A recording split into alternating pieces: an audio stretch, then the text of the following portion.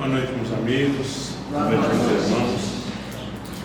Ficamos gratos pelo convite que a direção nos fez para podermos estar com os amigos aqui.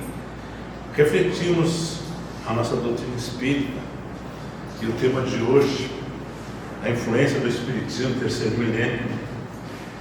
Eu peguei como inspiração um trabalho de conclusão de curso no acadêmico, esse que eu vos falo, em que ele se embasa em cima da segunda meditação de filósofo René Descartes, já que ele tem sempre as meditações metafísicas.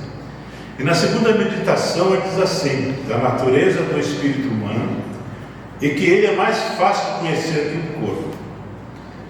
E assim, então, em cima dessa meditação, nós fizemos esse trabalho de conclusão do curso, dando como a nossa tese esse tema, a influência do eu de Descartes no homem da Idade Moderna.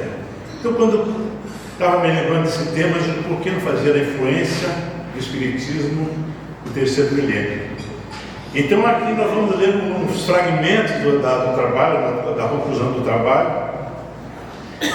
Fiz uma síntese o máximo possível para dar uma lâmina que diz assim: essa nova forma de ver o eu, espírito, alma que Descartes apresenta, revoluciona a ideia anterior, deixa de ser o espírito ou alma com tendências teológicas. O homem toma um novo entendimento da sua existência, sendo o corpo objeto pelo qual o espírito se manifesta, exteriorizando a sua vontade. A alma, que era entendida só teologicamente, agora passa a ser compreendida como o ser mais importante do conjunto homem, corpo e alma, e que sem ela que subsiste o corpo, o ser humano não é nada menos que uma simples matéria. Então veja, meus amigos, aqui Descartes já dá o primeiro pontapé inicial da nossa doutrina. Sócrates tinha falado, mas ele, quando você estuda a segunda imitação, ele pesquisa essa questão do eu. Então, dentro da teoria de redução que ele criou, para nós acreditarmos em alguma coisa, teríamos que levar o máximo possível a nossa dúvida, para saber se aquilo era certo, se tinha lógica de existir ou não. E foi o que ele fez. Quando ele começou a se perguntar mesmo quem ele era, aí ele faz a relação de argumento e fala que era um corpo humano, mas um corpo humano, daí ele define o corpo humano e continua pensando. Aí, meus irmãos, a maioria não conhece a famosa frase do filósofo: eu penso, eu existo. Só que a frase mais importante vem depois: eu sou, eu existo. É o único atributo que me pertence. Então, quando ele faz isso aqui, Descartes Foucault é o pai da teoria moderna, é o pai da Idade Moderna, por causa dessas meditações que ele escreveu, que não foi aceita pelos homens até hoje, muito aceita pelos filósofos, porque é uma teoria ou uma tese. E de onde é que ele tirou isso aqui? Descartes foi numa guerra, não estou recordando qual é a guerra que ele participou, lá ele foi ferido e ficou 3 dias em coma. Esses 3 dias em coma que ele ficou, ele foi no mundo espiritual, de acordo com informações do mundo espiritual, tem um livro, e lá contaram para ele todinha as 6 meditações metafísicas, e disseram para ele: assim que tu escrever isso, tu vai montar a ideia do mundo. E ele vem, ou sair de coma, e escreveu as 6 meditações que até hoje ela é motivo de argumentações de certos pesquisadores em relação àquilo que ele escreve. E nós começamos o nosso trabalho dizendo que no livro Espiritismo e Vida, de Viana de Carvalho, que editou nosso irmão Divaldo, ele começa o livro falando dessa forma, dizendo que a doutrina espírita é o sol da nova era. Só não vai porque é uma crença que vem tirar todas as dúvidas relativas que o homem tinha em si mesmo. Como diz o nosso irmão Zalmino Zina, no seu livro de Espiritismo para o terceiro milênio, e ele diz assim, nosso irmão Zalmino: a providência divina, todavia, chegados os tempos, determinou que a espiritualidade superior abrisse à humanidade a cortina da verdade, revelando a realidade inteira do ser humano, fundamentalmente o ser espiritual e a evolução, responsável pelo seu futuro no plano físico e na dimensão espiritual, na Terra e nas escolas siderais. Então veja, quando houve essa reunião aqui, no mundo espiritual, antes da codificação da doutrina espírita, no século das luzes, quando surgiram todos os diversos, os homens mais inteligentes que nós conhecemos hoje, na época de 1800, na época das luzes, porque a filosofia na época, para ser um filósofo, ele tinha que saber de tudo. Ele era físico, médico, químico, astrônomo, dentista, e tinha que ter toda essa ramificação de profissão. Até então, quando veio no século das luzes, fizeram uma reunião lá e se dividiram as ciências. Aí surgiu a ciência médica, a ciência física, a ciência biológica, por aí foi aí que surgiu. E nessa reunião, que estava todos os espíritos lá reunidos com Jesus Cristo, Jesus chamou John Hus, que era o ano da década de 4 séculos antes de Cristo, e disse a ele que todos aqueles homens que iam reencarnar naquela época receberiam títulos, receberiam nomes, seria considerado, respeitado, teria busto nas praças públicas, nas ruas, mas ele, John Hus, não teria isso, porque ia ser dada a ele uma missão, onde ele seria traído, seria desconsiderado, né? E ele não teria todas essas só receberia a crítica e não teria todas as vantagens que os outros teriam a ter. Já que na mesma época a ciência materialista surgiu na face da Terra, e por que não surgiu então a ciência filosófica com fundamentos religiosos, que é a doutrina espírita que Kardec nos trouxe? E nós vamos ler esse texto na íntegra para não perdermos nada.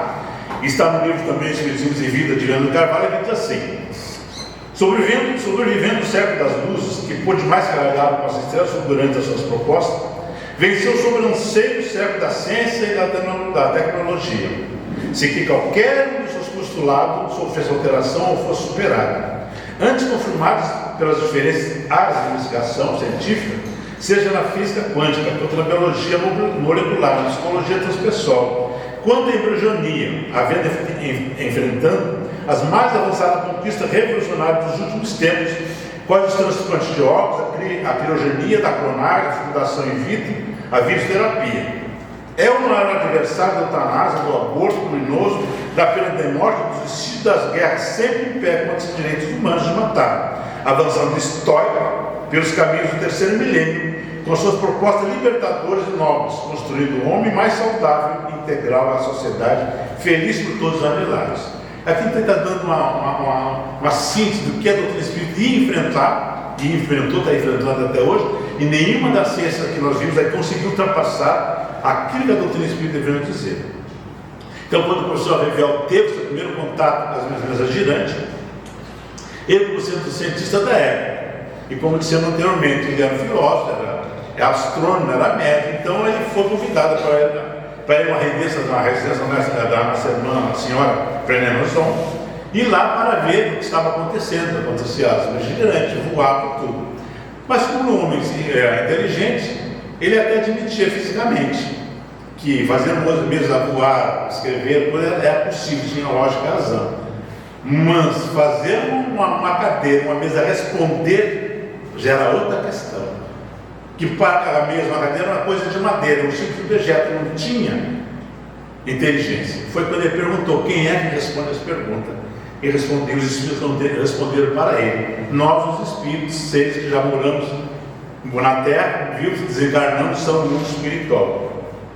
Foi dessa forma que ele viu ali o meio de poder desvendar tudo aquilo que vinha sendo imposto em dúvida, era a argumentação, que era a questão sobre o respeito à imortalidade da alma, do espírito, da justiça divina, da reencarnação e do messianato de Jesus Cristo. Tudo isso era uma especulação de todos os filósofos, pesquisadores, mas ninguém tinha resposta. Mas vamos ver então que Sócrates, já lá em antes de 4 séculos de Cristo, ele tentou provar aos seus discípulos, aos homens, através da referência da teoria dos contrários, onde tudo na vida tem um oposto, preto, branco, bom, mal, ruim ou bom. E ele pergunta aos seus discípulos: contrário da vida, o que é? E todos respondiam: a morte. E o contrário da morte, o que é? É a vida. Então ali ele tenta provar aos seus discípulos a questão da sobrevivência do espírito, que nós sempre tínhamos que retornar. Então foi uma das referências que ele fez. E Jesus Cristo aparece 1800 anos depois, praticamente, não 4 séculos depois, para nos dizer um dos maiores objetivos da vida dele era dizer ao homem a questão da vida futura. Que quando ele responde a Pilatos, aquela famosa pergunta que Pilatos faz a eles: és rei dos judeus? E ele responde: meu reino não é deste mundo. Está claro, nós refletindo, vamos ver, você ser reino não é deste mundo, existe um reino em um outro lugar. E daí vai as reflexões. Então ele está provando que existe uma vida além dessa, que a dele não era aqui, que era em outro lugar. Então ele vem provar para nós, para os homens, dizer aos homens que nós tínhamos outros lugares para ir, outras moradas para nós ter. Então Allan Kardec, o codificador da doutrina espírita, traz o conhecimento de nós a lei das vidas sucessivas da reencarnação. Esse foi também o maior objetivo da nossa doutrina, dizer ao homem que ele é ser imortal, nós somos seres mortais, para que nós pudéssemos evoluir, teria que voltar diversas vezes na matéria. E assim ele chamou essa lei da reencarnação. Então o Espiritismo vem confirmar o Consolador proposto por Jesus antes do despedir-se de seus amigos. Ou seja, Jesus Cristo vinha dizendo para os seus apóstolos que ele ia partir, que ele ia embora e tal. E os apóstolos, sim, mas nesse dia aqui, ele perguntou: mas mestre, e nós, como é que nós vamos ficar? Se tu vai embora, como é que vamos te achar? Então ele fala, o João, capítulo 14, 15, 16, 17, nos diz assim, e o Jesus Cristo responde aos apóstolos: se me amais, aguardai meus mandamentos. E eu rogarei ao Pai, e ele vos dará outro Consolador, para que fique convosco para sempre, o Espírito de verdade, que o mundo não pode receber, porque não o vem nem o conhece, mas vós conheceis, porque habita convosco e estará em vós. Então o mestre faz uma realidade aqui. Na época, estava falando com os apóstolos, ele disse que os apóstolos conheciam, né, esse Consolador, mas os outros, o povo da época não tinha condição de entender, assim como muitos, no dia de hoje, terceiro milênio, muitos não conseguem compreender a vida de Jesus Cristo, nem a lei de Deus. Então veja como nós precisamos avançar muito na nossa compreensão em cima das leis de Deus e em cima do ensinamento do mestre. Então surge então essa doutrina espírita que vem nos trazer com mais transparência quem somos, o que nós estamos fazendo aqui. E o Espiritismo vem dizer o porquê fazer. Então vem levantar, né, o véu dos milagres do Senhor dessa corpórea. Então por que fazer? Moisés vem aqui e disse para nós não fazer. Então nos 10 mandamentos tem 7 não. Não faça, não faça, não faça, não faça. Jesus Cristo vem dizer como fazer. Exemplificou, deu todos os exemplos possíveis que tinha que dar. Fez tudo o que tinha que fazer, inclusive foi imolado na cruz. E ali, como ele dava suas opiniões, dava a sua conversa, dava os exemplos atrás, e tinha 2 exemplos que ele não tinha dado ainda, que era a questão da imortalidade da alma e a questão do perdão. Então a imortalidade da alma ele deu quando ele morreu, 3 dias depois ele ressuscitou e apareceu para os apóstolos. Então ele está provando aos apóstolos que nós sobrevivemos à matéria. E o perdão ele deu porque na cruz ele pediu ao Pai que perdoasse os homens, porque não sabia o que estava fazendo. Perdoou Pedro, que negou 3 vezes, perdoou Judas, que traiu. Então o exemplo, esses 2 últimos exemplos ele deu na sua vida em terra, em matéria, foi na cruz, que faltava dentro do seu ensinamento. Então os fundamentos da doutrina espírita seu objetivo é regenerar a humanidade. Por quê? Porque até então, meus amigos, apesar de a lei de Deus estar escrita na nossa consciência, o homem não acredita muito até hoje. Então vem Moisés e disse nos 10 mandamentos, veio Jesus, trouxe todas as leis morais, a ética e moral para os homens. Passamos 18 séculos até surgir a doutrina espírita, o homem ainda não tinha conseguido e não conseguiu até hoje ainda se reformar moralmente. Então o objetivo da nossa doutrina é regenerar a humanidade, trazendo todas essas revelações, como o Kardec falou lá atrás, que precisava dizer ao homem quem nós éramos, quem nós somos, que não vai acontecer as coisas. Então a doutrina espírita retifica todas as ideias que foram ditas sobre o futuro da alma, do céu, do inferno, das penas eternas e das recompensas. E lá no nosso inferno, onde está escrito tudo isso, lá no Código da Vida Futura, está escrito assim. Esse texto aqui eu acho bárbaro, meus amigos. Quando eu fiz o primeiro estudo sobre o céu e o inferno, um dos textos mais bonitos que eu achei foi esse aqui. É o número 8 do Código Penal, que diz assim: o bem e o mal são rigorosamente considerados, não havendo uma só ação, um só pensamento mau, que não tenha consequências fatais. Eu achei lindo e chamou a consciência, porque às vezes as pessoas não fazem bem, porque que dão no meio, e no meio de não fazer o bem, ela está fazendo o mal. E aqui lá no céu e inferno vai dizer para nós que não existe um só bem, não interessa que tipo, que quantidade, o tamanho do bem que eu faço, ou o tamanho do mal que eu faça, desde uma simples risadinha indiscreta como um grande mal. Ele diz aqui, terá sua consequência fatal. Tudo vai ter seu retorno.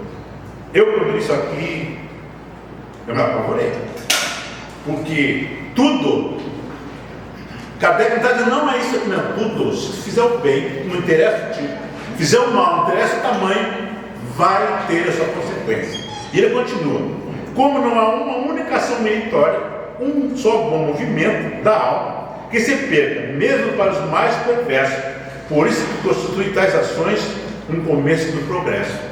Quando ele fala aqui num só movimento, lembramos aqui, meus amigos, é quando nós jogamos aquela pedrinha numa água calma e faz aquela ondinha assim. Então, qualquer pensamento nosso, bom ou mal, que nós tivermos, uma ação qualquer nossa, um movimento nosso, bom ou mal, vai criar essa onda no fluido cósmico universal. E ali já está gravado em nós o bem e o mal que nós fizemos. E ele diz, por isso, que até o pior homem, o homem mais malvado que possa ser na terra, se ele fizer um movimento bom em relação a alguém, ele terá seu retorno. Então vejo, vai ser muito importante essa questão aqui. Então, com o conhecimento do fundamento da doutrina espírita, no homem toma a noção da existência de Deus. O Deus é um ser vingativo, que foi feito lá em Moisés e vem sendo trazido em diversos séculos. Mas chega a doutrina espírita e nos diz que esse Senhor é um ser bom, Criador de tudo e de todos, onipotente, eterno, misericordioso, justo e bom, inteligente, suprema, causa primária de todas as coisas. Então a doutrina espírita nos diz que esse ser que um dia nós temíamos e que hoje nós temos que adorar e amá-lo, porque ele é justo e bom, e tudo nos permite a fazer de acordo com o nosso livre-arbítrio, a nossa boa vontade. E lá no livro do Céu e Inferno diz, nós seremos responsáveis por tudo aquilo que nós iremos fazer ou deixamos de fazer. Também a doutrina espírita nos traz conhecimento de quem é Jesus. Fala da sua vida, diz quem ele é, qual é o objetivo da sua vida. É o Espírito mais perfeito que o homem veio conhecer na Terra. Que é um ser que veio dizer para tudo para nós. Não existe outro Espírito mais perfeito que o homem conheceu, nem conheceu na Terra, a não ser esse Cristo, que é o governador da Terra, que tudo faz para nós evoluirmos juntamente através dos seus passos. Então, através do todo conhecimento, o indivíduo modifica-se e passa a compreender a necessidade de ser bom, de progredir cognitivamente e moralmente. Então, meu amigo, a necessidade de sermos bons. Às vezes a pessoa não faz as coisas porque acha que o outro não merece, mas até em nada. Se o outro merece ou deixa de merecer, não é mais, não pertence mais a nós essa opinião. Meu dever, se nós falamos de volta, o meu dever é fazer o bem para o outro. Agora, se o outro vai fazer aquele bem que eu fizer para ele, já é problema dele. O meu dever é fazer o bem no próximo. Então, o doutor Espírita vem dizer para nós que nós temos a necessidade de fazer o bem. E veja que essa necessidade não é um dever. É necessidade porque nós somos criados simples e ignorantes para chegar à perfeição. E para que nós possamos chegar à perfeição, nós temos que ser espíritos puros, como é Jesus Cristo. Então, tem que fazer o bem de qualquer forma. Nós temos a nossa personalidade, nós temos nossos vícios, nossas virtudes. A doutrina espírita vem explicar para nós que nós temos que perder, expurgar de nós esses vícios que temos. Porque tudo que nós temos, meus amigos, são paixões. É como diz Renan Descartes lá no seu livro Paixões da Alma. Todo sentimento, qualquer emoção que nós temos em nós, são paixões. Agora, se isso vai se tornar uma virtude ou um vício, vai depender do nosso livre-arbítrio. Se essa paixão for em direção ao mal, se torna um vício. Se a paixão for em direção ao bem, se torna virtude. Então compete a nós verificar a paixão, não tem para que lado eu vou levar. Então, infelizmente, o homem até hoje levou uns 90% das suas paixões, levou para um lado ruim. E hoje estamos nós aqui, saindo do planeta de pós-criação, buscando se regenerar para entrar no planeta de regeneração, para sermos mais felizes um pouquinho. Então a doutrina espírita vem dizer que somos nós. de onde viemos, para o que estamos e para onde vamos. Então somos seres criados por Deus, sempre ignorantes, viemos do mundo espiritual, da erraticidade. Estamos aqui para buscar essa evolução, que acabamos de dizer, de chegar à perfeição um dia, e vamos voltar para o mundo espiritual. Então muitos homens não creem nisso, nem sabiam disso, nem sabem. Mas ao ler a doutrina espírita, tomar conhecimento dos fundamentos, vem dizer para nós, por isso que ela se torna a doutrina espírita uma crença de esperança e consolo. Porque ela vem dizer ao homem o que ele está fazendo aqui, de onde é que vem, para onde é que vai. Então, na sua revelação, a revelação das vidas sucessivas, ele veio provar para nós a relação que existe entre o ser material e o ser espiritual. Então, o homem composto de corpo e espírito. O espírito é o ser principal, racional e inteligente. O corpo envolve o material que o reveste. O espírito com a sua missão na terra. Então, para nós podermos evoluir, o espírito, para poder evoluir, ele precisa de uma matéria. A matéria poderia não ter existido, ou pode não existir, mas nós, espíritos, seres inteligentes do universo, existiremos sempre de acordo com a vontade do nosso Pai. Então, qual é a definição que se pode dar dos espíritos? E os espíritos respondem a Allan Kardec. Pode dizer-se que os espíritos são os seres inteligentes da criação, povoam o universo fora do mundo material. A alma, ou o espírito, é o centro da vida. Ela que sente, pensa e quer. Isso René Descartes disse lá na segunda meditação. Quem era o eu que ele estava pesquisando? Então ele diz: eu sou que penso, que corro, que falo, que dou risada, que não quero. E ele fala dentro da segunda meditação. Por isso que eu citei lá essa questão de Descartes, porque ele já falava lá. No século XVII, 1600, ele já falou para os homens a questão do ser espírito. E fizeram esse questionamento para ele: por que ele chamou o eu de espírito? E ele chamou o eu de espírito porque não tinha outra palavra para definir o que ele estava escrevendo. Já que o homem estava acostumado, vinha falando sempre em espírito, que todos os filósofos falam em espíritos, ele não, vamos deixar essa palavra mesmo, vai continuar como espírito. Mas ele disse quem era esse ser. E ele diz lá na segunda meditação. Então os espíritos têm fim? Há muitas coisas que não compreendeis, porque tem limitada a inteligência. Dizemos que a existência dos espíritos não tem fim, e tudo o que podemos por agora dizer.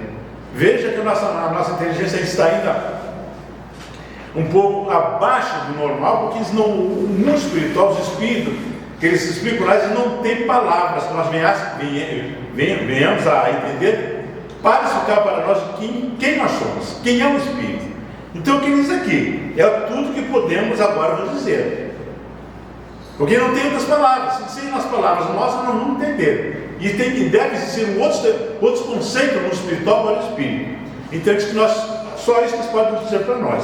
E na pergunta 88 diz assim: o espírito tem forma determinada, limitada e constante? E os espíritos respondem: para vós não, para nós sim. O espírito, se quiseres, é uma chama, um clarão, uma centelha eterna. Então veja que nós, espíritos, seres inteligentes do universo, não temos uma forma definida. Os espíritos não conseguem dizer para nós. Para eles, o mundo espiritual, quando estão no mundo espiritual, tem uma forma. Mas para nós aqui na matéria não tem. O que nós vemos quando chamamos que eu vi o espírito, que é uma alma, eu estou vendo é o espírito ou a alma como o seu perispírito. Porque o perispírito que dá forma que ele quiser para aparecer para nós. Então quando eu estou vendo uma assombração, ou estou vendo um espírito, eu estou vendo ali é espírito e perispírito. O espírito em si, essa consciência, essa chama, esse clarão, eles não conseguem explicar para nós. Eu estou vendo então, é o espírito e o seu perispírito que eu vejo, quando eu estou dizendo que estou vendo o espírito. Então a doutrina espírita traz, pela teoria dos fluidos, dá-nos a condição de conhecer o mecanismo das sensações e das percepções da alma. Revela a influência recíproca dos espíritos encarnados e encarnados, esclarecendo o fato das perturbações espirituais, as obsessões e demais transtornos psíquicos. Isso significa que é uma permanente ativa intercomunicação entre encarnados e encarnados, dos mortos e vivos. Fato que acontece graças a uma faculdade inerente a todo ser humano, conhecida como mediunidade. Então, meus amigos, nós estamos rodeados de espíritos. Nós estamos no meio dos espíritos. Nós estamos aqui sentados, aqui tem umas 80, 90 pessoas aqui, encarnadas. Desencarnados, sabendo lá quantos estão aqui dentro. Então é nós que temos, não o mundo do espírito faz parte do mundo material. É a matéria que está no meio do mundo espiritual. Então eu dou um exemplo simples, para a gente entender melhor ainda. Sei que já não estou entendendo, mas simples que eu sempre digo. É como nós estivéssemos dentro de uma piscina cheia d'água e nós lá dentro. Não tem como não estar molhado. E assim somos nós, na matéria, não tem como não estar em contato com os espíritos. Eles estão à nossa volta, grudados em nós, dependendo dos nossos pensamentos, é aquele ser que está do nosso lado. E quem tem a mediunidade, nós chamamos de mediunidade, mas quem tem essa mediunidade extensiva, que tem a capacidade de falar, de ver, de ouvir, aí nós chamamos de mediunidade. Mas dentro de Kardec nos diz que todos somos médios, porque todos nós possamos falar com os espíritos. Não precisamos ser médios extensivos. Se eu quiser falar com alguém, é só pensar nele. Mas eles têm que ter experiência e ter certeza do que eu estou fazendo. Quem é que já falou com o seu guia espiritual? Quem é que fala com o seu guia espiritual aqui? Esse ser que nos acompanha 24 horas por dia, foi nos oferecido por Deus, e ele se voluntariou para estar conosco quando reencarnamos. É uma conversa que nós vamos fazer com ele todos os dias. É aquela vozinha que nos avisa: Valmor está errado, Valmor não é assim, não faça assim. Essa vozinha que nós ouvimos de vez em quando e não damos importância, é o nosso guia espiritual que está nos dizendo: cuidado. Então, meus amigos, vamos falar com o nosso guia espiritual. Ele se voluntariou para estar conosco durante toda essa reencarnação, e quem sabe acompanha-nos também depois dos nossos encarnos. Já vinha conosco antes de encarnarmos, mas nós conseguimos falar com qualquer um. E a pessoa da família quer falar, se tiver condições e coragem, fala, chama, e vai ver uma vozinha: estou aqui. Inicia essa conversa. Nisso, meu amigo, nós temos em sã consciência, nós bem equilibrados, nós fizemos isso. Então, os espíritos estão sempre à nossa volta. Então, não precisamos ser médios sensíveis para ter. Alguém diz um ditado: que o melhor trabalho mediúnico que nós fizemos é quando estamos lavando a louça. Que nós estamos lavando a louça e ninguém está nos olhando, nós conversando ali, não sei com quem. É com os espíritos estão à nossa volta. E eu faço aqui, discuto e minto e xingo, mas alguém está respondendo essa pergunta. Pode ser um espírito bom, pode ser um espírito mau, mas ele responde. E nós temos um diálogo com eles. Preste atenção, meus amigos, vocês vão ver. Em relação à prece, nos esclarece que através dessa ação, aqui continua a ideia: podemos auxiliar nosso próximo a nós mesmos, através do pensamento, que se irradia em todas as direções que solicitamos amparo necessário para nossas vidas. Então, quando estou pensando, está aqui. Quando eu faço a prece, né, através do pensamento, eu tento falar com Deus, com o meu anjo da guarda, com Jesus Cristo, através do pensamento. Então, enquanto estiver pensando alguma coisa, alguém está respondendo. A resposta que eu acho que é da minha cabeça, não é da minha cabeça, não. É alguém que está respondendo. Então, na prece, nós conseguimos auxiliar o nosso próximo. Pedindo a Deus que fortaleça, que dê coragem, que alivie suas dores, que lhe faça cura. Nós fizemos isso. E aqui nós colocamos então lá Marcos, capítulo 11, 24, que diz: seja o que for que pensar na prece, crede que obtereis, e concedido será o que pedires. Então Jesus Cristo diz aos apóstolos: tudo que nós pedimos na prece, vamos receber. Agora vamos receber dependendo do nosso merecimento. Tem tudo isso. Eu peço um carro para andar para baixo para cima, ele me dá saúde e força para me dar caminhando. Então, tudo que eu peço, eu recebo. Mas me dê o que é que eu peço? Será que eu mereço o que eu estou pedindo? Qual é o caráter da prece?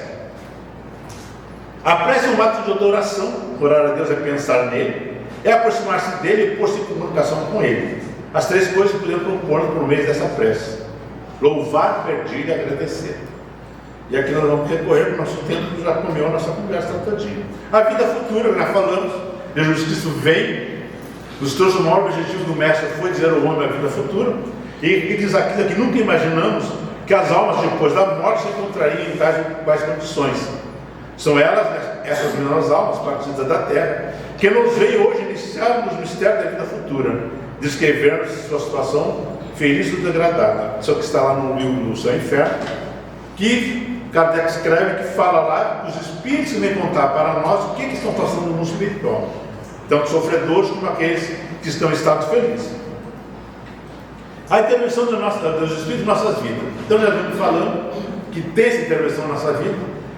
Todos nós sabemos que eles interferem em tudo que nós fizemos, de acordo com a conversa que eu fiz anterior. Basta estar pensando, eles estão ali do nosso lado, conhecem o nosso pensamento, interferem nas nossas ações, riem de nós quando nós pisamos na bola, vamos dizer assim, fizemos as coisas erradas e nos arrependemos. São os companheiros, muitas vezes, que fazem que nós venhamos fazer certos atos que venhamos nos arrepender depois. Então, no final de muitas vezes, os espíritos agem sobre a nossa mente. Malgrado nós, solicitam-nos a fazer isso ou aquilo, julgando agir por impulso próprio, quando apenas obedecemos a uma sugestão estranha. É isso que acontece, o temor da morte. Esse fenômeno que todo mundo corre, tem medo, não gosta nem de falar. E nós chamamos Leon Denis, lá depois da morte, a gente diz que a morte é uma condição humana. Nós já nascemos previstos para morrer. Então, o doutor Espírito nos traz essa ideia, dizendo que se eu estou vivo, eu vou morrer. Sócrates falou, qual é o contrário da vida? É morte. Então, não temos como fugir dela. Então, o ser humano precisa enfrentar existencialmente com ela. Precisamos olhar esse fenômeno e ver, e um dia nós partiremos. Mas é que nós estamos pegando muita matéria. A matéria é um desafio físico, psíquico, sócio e espiritual, para a qual é necessário encontrar um sentido. É uma simples mudança de estado, não Denis. É uma mudança de estado. Eu estou aqui, daqui a pouco estou lá, meus irmãos. Como se diz, para morrer basta estar vivo. E nós temos condição de saber o que é a morte. Quando desencarnamos, estou aqui, daqui a pouco desencarno. Do outro lado, me sinto olhos e já desencarnei. Aí, então, a doutrina espírita traz essa noção para o homem, que todo homem deveria saber, ter consciência, que um dia nós vamos partir, não podemos estar nos apavorando com ela. Já falando a sua volta do Espírito, encontro todos aqueles que nasceram na Terra. Então, desencarnar, nós vamos encontrar todos aqueles possíveis que nós conhecemos aqui na matéria, filhos, irmão, parente, amigo, nós vamos encontrar do outro lado. Então, não temos mais dúvida do futuro, sabemos desencarnar, vamos encontrar alguém, vamos voltar em outra oportunidade. Nos deixam em melhores condições psicológicas para enfrentar a sua existência. Então nós, quando tomamos a consciência, nós olhamos a vida com outro pensamento, com outras ideias. Fizemos tudo pensando de forma diferente. A vossa visão se detinha no túmulo, nós nos desvendamos para lá. Deixa eu repetir. A vossa visão se detinha no túmulo, nós nos desvendamos para lá desse um esplêndido horizonte. Está dizendo aqui que então a doutrina espírita vem dizer para nós que tu achava que a vida terminava ali na matéria, e a doutrina espírita diz que não. E nos conta muito mais ainda. E doravante, mesmo, para chegar no fim da nossa conversa, o Espiritismo terá uma finalidade e constituirá uma necessidade. Foi o que falamos atrás. A necessidade de tomarmos todos os conhecimentos e fundamentos da doutrina espírita, que é nada mais, nada menos que a lei de Deus. Já que a primeira revelação foi Moisés, a segunda revelação foi Jesus Cristo, e como nos diz o nosso mundo espiritual, que a terceira revelação da doutrina espírita, ela nos traz todas as leis de Deus. Então a doutrina espírita não foi escrita para os espíritos. Nós não somos donos dos escritos que está na doutrina espírita. A doutrina espírita foi escrita para a humanidade, porque é de interesse de todos os homens saber quem está fazendo aquilo, onde é que vem, por onde é que vai, como tem que agir, o que fazer, o que não fazer, o que eu posso fazer, o que eu não posso, deixa de fazer, e tudo tem suas consequências. E a doutrina vem dizendo passo a passo para o homem. Então, quando ele toma conhecimento de tudo isso que a doutrina nos traz, ele toma outra definição de vida. Ele começa a olhar os semelhantes de outra forma, como diz aqui, ó, o bem nenhum fruto aparente produzia para o futuro. Fazer o bem, não vou fazer, a pessoa não merece, a pessoa não presta. Hoje não, fazer o bem é um dever nosso. Nós precisamos evoluir, e só evoluímos fazendo o bem para o outro. A fraternidade, como passava de uma bela teoria, assenta agora numa lei da natureza. Ser fraterno é uma obrigação nossa, porque nós precisamos de fraternidade, precisamos de solidariedade, assim como o outro precisa também. Estamos no mesmo caminho e na mesma direção. E com a certeza do porvir, os espaços infinitos se povoam o infinito. Em parte alguma há o vazio e solidão. A solidariedade liga todos os seres, os espíritos, que é além da tumba. Então nós nos ligamos, encarnados, vivemos sempre juntos, amigos. A única coisa que difere desse mundo dos espíritos é a matéria que interfere. Que nós somos espírito, estamos na matéria. Quem está desencarnado é espírito. Não existe barreira para os espíritos. Para nós existe o que estamos presos, né, nesse corpo grosseiro. Mas no mundo espiritual não existe barreira para nós. Nosso pensamento é mais veloz que a velocidade da luz, 300 mil quilômetros por segundo. Se eu estou aqui e pensar que eu estou lá do outro lado do mundo, lá estarei. Então eu vejo tudo a doutrina nos traz essa realidade, nós vamos estudando, tomando essa consciência. Enfim, o tempo da vida dizieis: eterno a Deus aos que vos são caros. Agora diz-lhe-eis, um até breve. Porque nós estamos aqui, daqui a pouco estamos do outro lado, daqui a pouco estamos voltando de novo. Nascer, morrer, renascer, ainda por de sempre, tal é a lei. E para terminar nossa conversa, pega outro trecho do livro Espiritismo de Vida, de Viana do Carvalho, que diz dessa forma: o Espiritismo instalará-se igualmente na cultura do século XIX, igualmente na cultura do século XIX, despertando a sadia curiosidade de alguns investigadores honestos, de curiosos e sinceros atraídos pelo seu brilho figurante, e de observadores que buscaram estudo cuidadoso, abrindo espaço para os novos cultores da verdade, que encontram no fenômeno mediúnico a demonstração insofismável para a confirmação da imortalidade do espírito, e na reencarnação a mais grandiosa elucidação sobre a justiça divina. Os espiritismos vieram ao mundo para não mais sair dele, com a tarefa de influenciar a sociedade do futuro e oferecer às religiões aquilo que lhes faltava, que são os fatos probantes dos seus postulados essenciais: Deus, imortalidade da alma, justiça divina, amor e caridade. Então esses últimos itens aqui, meus irmãos, como você diz, é o calo para os filósofos, para os pesquisadores, que eles não sabem como explicar essa questão: Deus, imortalidade da alma, justiça divina, amor e caridade. Chama Deus de ser perfeito. Mortalidade da alma para eles não existe. Diz os fiscalistas que quem pensa é o cérebro, é a mente. Então veja que a doutrina espírita vem modificar as ideias. E como dissemos lá no começo, naquela conversa do mesmo irmão Viana do Carvalho, ninguém conseguiu ultrapassar o que ela trouxe para nós até hoje. Vem uma nova ciência e a doutrina espírita está ali presente. É só nós buscarmos lá. Ela já disse isso há 100 e poucos anos atrás. Então ela tem uma influência grande sobre a idade contemporânea, porque aquele que tomar conhecimento da doutrina nunca mais vai sofrer. Às vezes chama o espírito de masoquista, que está sofrendo, mas está sorrindo. Mas não é que eu sei. A doutrina espírita vem nos dizendo por que eu estou sofrendo. Então eu agradeço muito a atenção dos amigos. Desculpe o tempo que passamos, mas a conversa é até interessante para nós, importante, que o tempo voa e a gente não. Eu fico muito grato a essa casa que nos convidou, e que Deus não pare com os amigos até outra oportunidade.